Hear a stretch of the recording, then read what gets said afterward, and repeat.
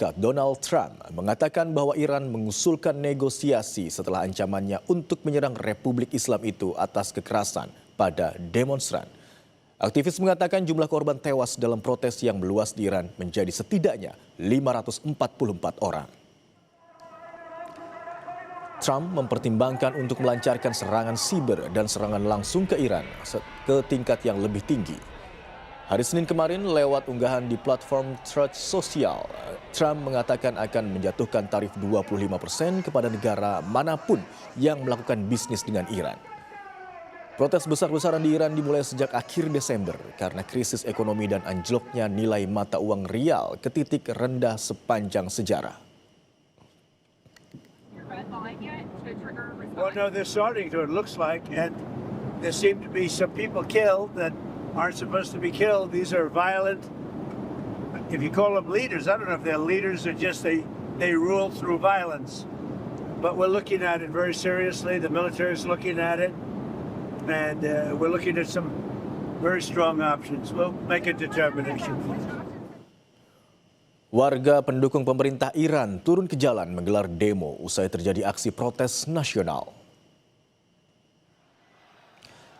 Demo warga yang mendukung pemerintah ini digelar di lapangan Engelhead di Teheran.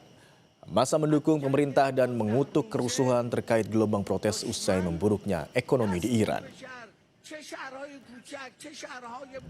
Gelombang unjuk rasa di Iran terus berlanjut. Tercatat 544 orang tewas. Televisi pemerintah Iran merilis gambar yang menunjukkan jenazah-jenazah di kamar mayat. Tetapi mereka mengklaim korban tewas tidak terlibat dalam demonstrasi baru-baru ini. Sementara aktivis mencatat 544 orang tewas yang terdiri dari 496 demonstran dan 48 anggota pasukan keamanan. Setelah itu, lebih dari 10.600 orang ditahan pihak berwenang.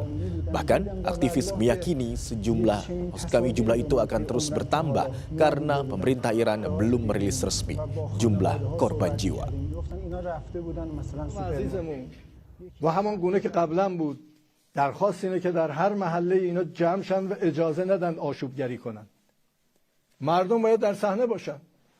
مردم نگرانی دارن، ما با اونا میشینیم و وظیفمونه نگرانی اونا رو حل کنیم.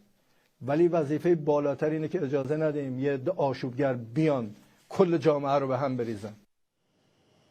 Dan usai jeda saudara, Kompas Siang akan kembali dengan informasi di balik kehidupan baru penyintas bencana. Ada sukarelawan Pardangdang atau juru masak yang bekerja dengan ikhlas menyiapkan kebutuhan makan dan minum pengungsi setiap harinya.